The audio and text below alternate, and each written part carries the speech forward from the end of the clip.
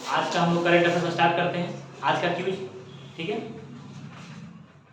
आज का जो क्यूज है पेज नंबर हम लोग का क्या था, 9 और 10, ठीक है, 9 और 10। तो देखिए, deep ocean mission. Deep ocean mission जो है ये किसकी पहल है, तो पृथ्वी विज्ञान मंत्रालय का एक पहल है, ठीक है। ये कितने अवधि के लिए, कितने वर्षों के लिए लागू किया गया है, तो 5 वर्ष की अवधि के लिए है और इस पर खर्च कितना है, 4077 करोड़। बहुत बढ़िया। अच्छा, इसका उद्देश्य क्या है, तो डीप ओशन, जो डीप ओशन मिशन, इसका उद्देश्य क्या क्या है बताइए। इसका मिशन जो है ना, इसका जो उद्देश्य है हिंद महासागर में पॉलीमेटिक, है ना, पॉलीमेटिक नोड्यूल निकालना, मानव युक्त पनडुब्बी वाहन मत्स्य 600 में 3 व्यक्तियों को समुद्र में 6000 मीटर की गहराई तक भेजेगा, ठीक है। ये सबसे इंपॉर्टेंट है, ये ध्यान में रखिएगा। कितना गहराई पर भेजेगा, 6000 मीटर, है ना, 6000 मीटर गहराई पर भेजेगा।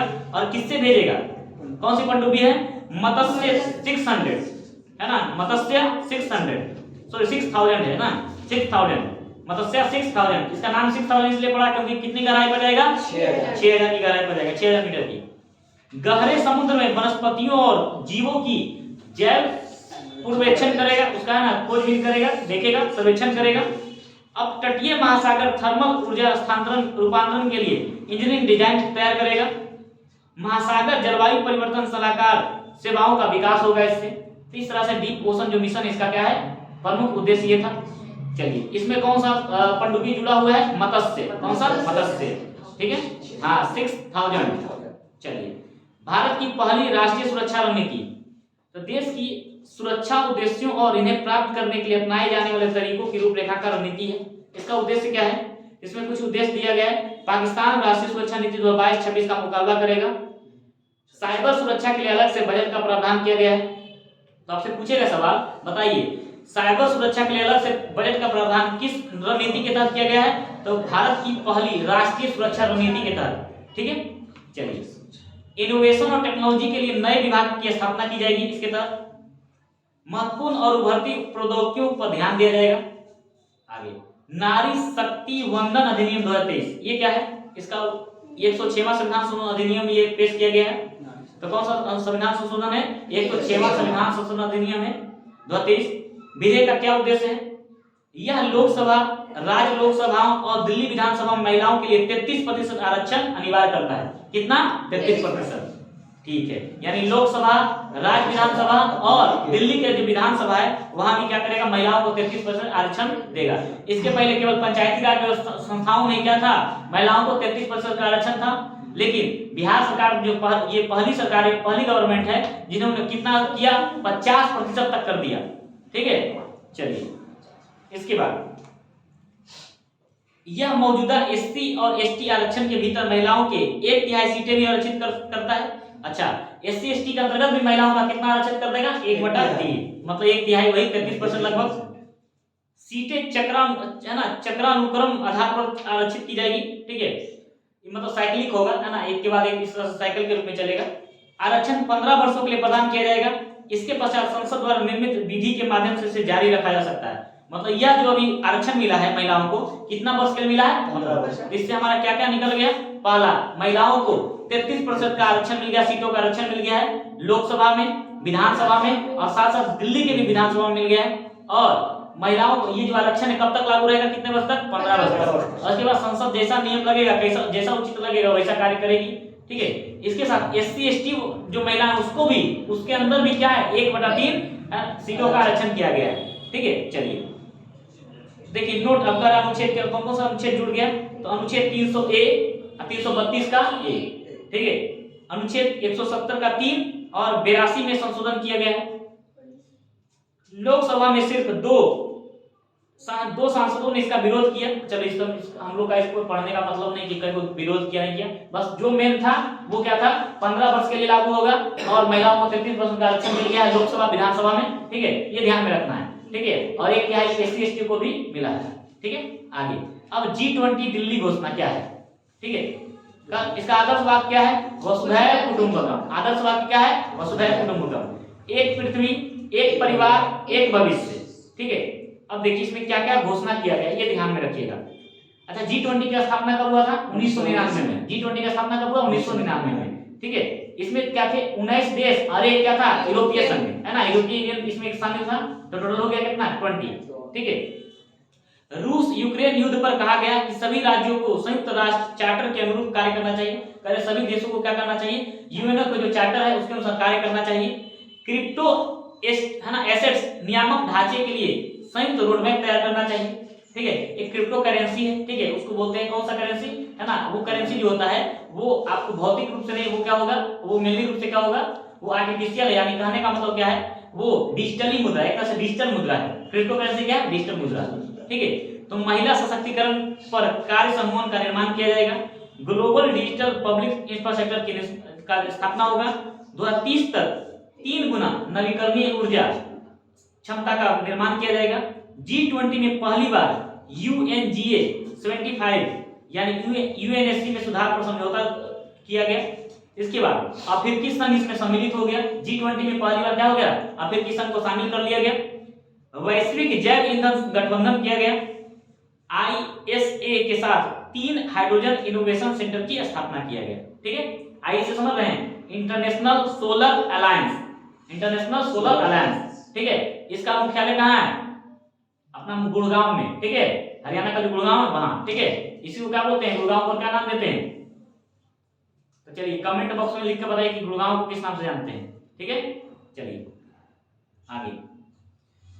भारत मध्य पूर्व यूरोप आर्थिक गलियारा। ठीक है, अब देखो क्या है, ये एक अलग से चला है IMEC, IMEC। ठीक है, IMEC क्या है? ग्लोबल इंफ्रास्ट्रक्चर एंड इन्वेस्टमेंट के लिए क्या किया जाएगा? साझेदारी किया जाएगा। ठीक है, ये यूरोप के साथ जुड़ेगा। ठीक है, जैसे इन लोग निकाला है ना चीन वाला, ठीक है, चीन वाला का CPEC है, इसी तरह से हम लोग अलग, हम लोग क्या है, हम लोग डायरेक्ट जुड़ेगा इंडिया और यूरोप को जोड़ेंगे। ठीक है, ये कहां से जुड़ेगा? इंडिया यूरोप को जुड़ेगा, तो एक साथ साथ क्या होगा, जो अरब वाला है वो पूरा क्या होगा, वो जुड़ेगा एक साथ। ठीक है, हाँ, ये आर्थिक गलियारा मतलब व्यापार वगैरह का क्या होगा, इससे रूट ये खुलेगा एक तरह से। ठीक है, करा इसके तहत क्या होगा? Rail road, ship to rail network शामिल है, जिनमें 2 कॉरिडोर बनेगा। पूर्वी गलियारा भारत को अरब की खाड़ी से जोड़ेगा और उत्तरी गलियारा गल्फ को यूरोप से जोड़ेगा। मतलब यहाँ से अरब को जोड़ देंगे, अरब से यूरोप को जोड़ देंगे। ठीक है, तो कितने गलियारे बनेंगे? 2, पूर्वी गलियारा और उत्तरी गलियारा। ठीक है, इस कॉरिडोर में बिजली केबल, हाइड्रोजन पाइपलाइन और हाई स्पीड डेटा केबल भी शामिल है। ठीक है, इसके बाद इसका उद्देश्य क्या है? एक व्यापक परिवहन नेटवर्क बनाना। सही बात है, इससे क्या होगा?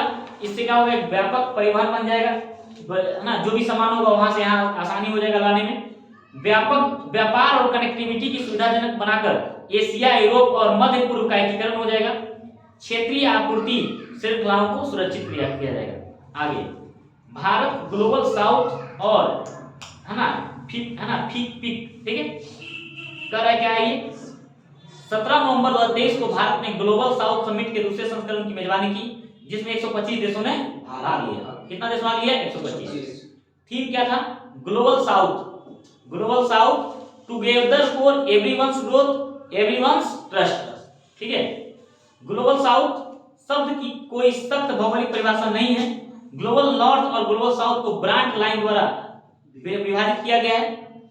वैश्विक दक्षिण देशों की विकासशील, कम विकसित या अविकसित रूप में वर्गीकृत किया गया। देखो जितने भी दक्षिण देश है ना, दक्षिण वाले जो 2 तरह के हैं ना, एक उत्तरी ध्रुव वाला है, एक दक्षिणी ध्रुव वाला। तो उत्तरी ध्रुव वाला अपने आप को विकसित मानता है, जैसे यूरोप हो गया, अमेरिका हो गया, ये सब क्या है? विकसित मानता है। तो दक्षिणी जो ध्रुव के देश हैं, भारत हो गया, भारत के बगल में जितने भी पड़ोसी देश हो गए, ठीक है, तो ये जो देश हो गया इधर का सब क्या है? दक्षिणी ध्रुव वाला। इसको क्या माना जाता है ना, ये दक्षिण का हो गया, वो उत्तर का हो गया। ठीक है, हालांकि भारत में क्या है? उत्तरी गोलार्ध में। ठीक है, लेकिन माना ये क्या जाता है इसको? ये किस रूप में माना जाता है? दक्षिण का, है ना, दक्षिणी रूप। तो ये इसलिए इसको विकासशील या अविकसित मानते हैं, या पिछड़ा वो मानते हैं यहाँ पर जितने भी लोग हैं। ठीक है, ग्लोबल साउथ शब्द 1969 में कार्ल ओगेलस्पी ने दिया था। किसने दिया था? ओगेलस्पी ने। 1969 में किसने दिया था? कार्ल ओगेलस्पी ने, ग्लोबल साउथ। इसके बाद भारत प्रशांत द्वीप सहयोग मंच का 3रा शिखर सम्मेलन port Moresby, Papua New Guinea में आयोजित किया गया। ठीक है, इसके बाद इसमें कुछ बातें किया गया है। ठीक है, और भारत द्वारा समूह को 100 मिलियन अमेरिकी डॉलर का ऋण सहायता दिया जाएगा। 1200 फॉर्मूला लागू किया जाएगा। भारत और पापुआ न्यू द्वारा सह इसका किया गया। ठीक है, अब इसके बाद आगे बढ़ते हैं। राष्ट्रीय लॉजिस्टिक नीति। अब राष्ट्रीय लॉजिस्टिक नीति क्या है? लॉजिस्टिक का मतलब क्या होता है? लॉजिस्टिक का मतलब समझते हैं आप लोग? हाँ, जो सामान जो है, जैसे कोई सामान हम खरीदे, ऑनलाइन करते हैं सामान, ठीक है, कोई सामान हमारे तक पहुंचता है तो उसमें आने में जो प्रोसेस गुजरता है उसी को बोलते हैं लॉजिस्टिक सिस्टम। ठीक है, किस सामान का आने में जितना प्रोसेस गुजरता है, इसके साथ बहुत सारे प्रोसेस गुजरते हैं, ठीक है, तो उसी को बोलते हैं लॉजिस्टिक सिस्टम। ठीक है, तो हाल ही में भारत ने एनएलपी का 1 वर्ष पूरा कर लिया। ठीक है, एनएलपी बोले तो नेशनल लॉजिस्टिक पॉलिसी।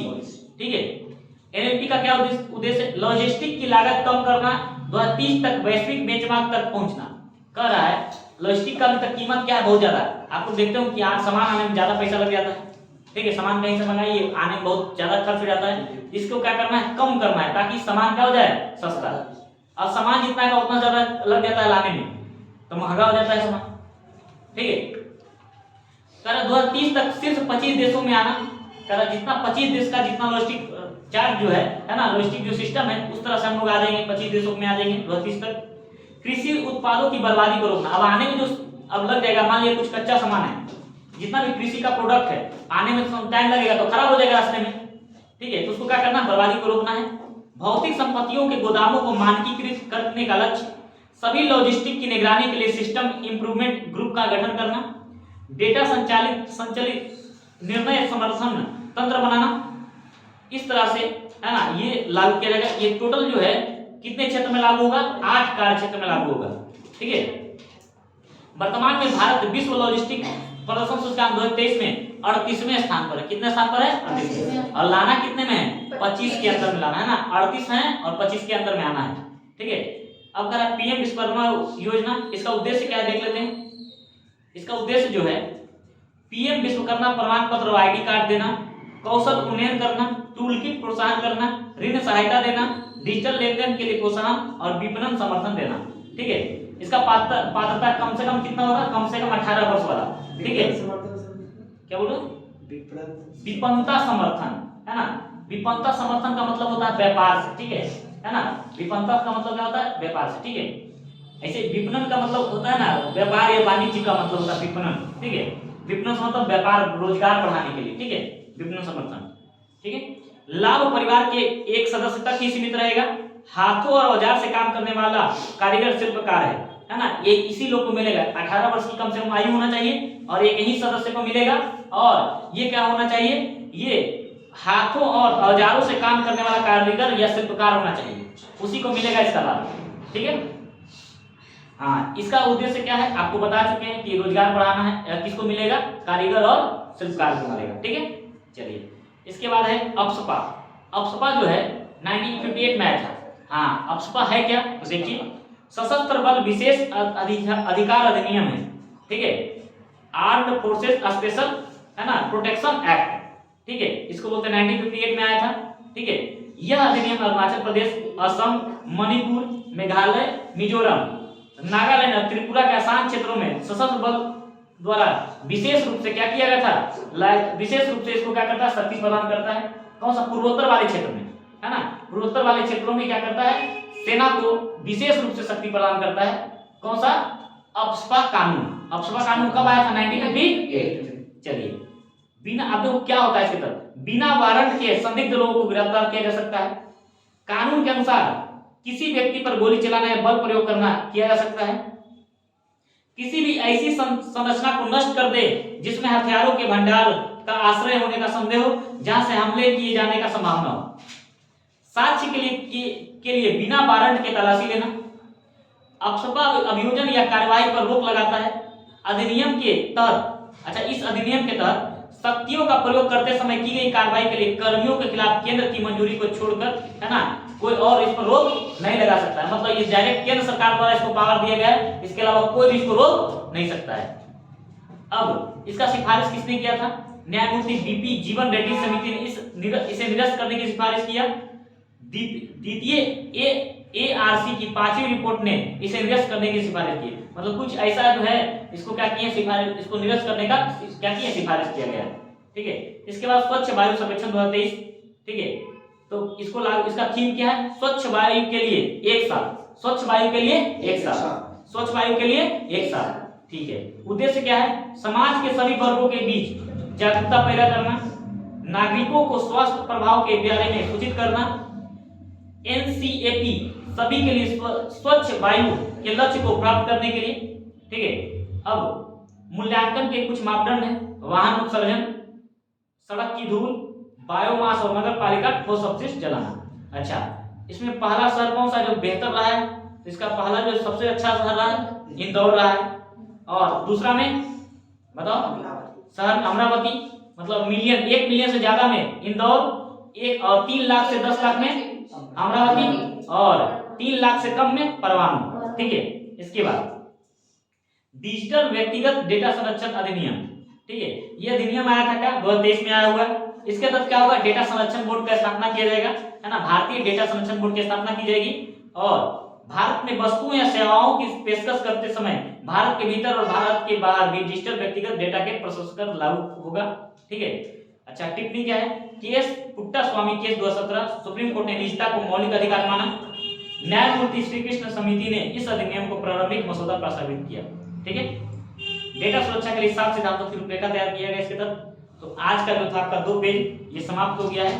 कल हम लोग चलेंगे पेज नंबर 11 और पेज नंबर 12, ठीक है। क्लियर? आप लोग इसको पढ़ के आइएगा तो बहुत ज्यादा अच्छा रहेगा, ठीक है। तो हमको पूरा बताना पड़ जा रहा है, ठीक है। क्लियर? और नहीं तो ऐसे कर सकते हैं, ठीक है। इसमें कुछ कुछ जो टॉपिक है आप क्या कीजिए, इसका टॉपिक हम आपको बता देंगे, वो आपको देख के आना है, ठीक है। इससे ज्यादा कुछ है नहीं, ठीक है। क्लियर?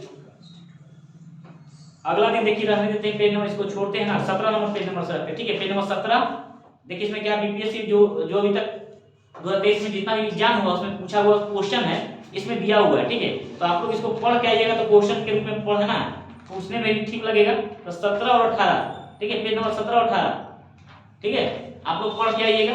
क्लियर? इसको पढ़ के आइए 17 और 18, हम आप लोग है ना, इससे आपको सवाल पूछ लेंगे, ठीक है। और बाकी को जो है हम आपको खुद बता देंगे, उसमें जो जो इंपॉर्टेंट है हम आपको बता देंगे उसमें, ठीक है। क्लियर? तो आज के लिए इतना ही, और हम लोग आज तीसरा दिन है, ठीक है। इसी के साथ हम लोग धीरे खत्म कर देंगे इसको, ठीक है। पूरा ये बुक जो है ट्यूटोरियल का जो बुक है हम लोग क्या करेंगे, 70 दिन का टारगेट लिए कि 70 दिन में इसको हम लोग को खत्म करना है, और ये खत्म हो जाएगा, ठीक है।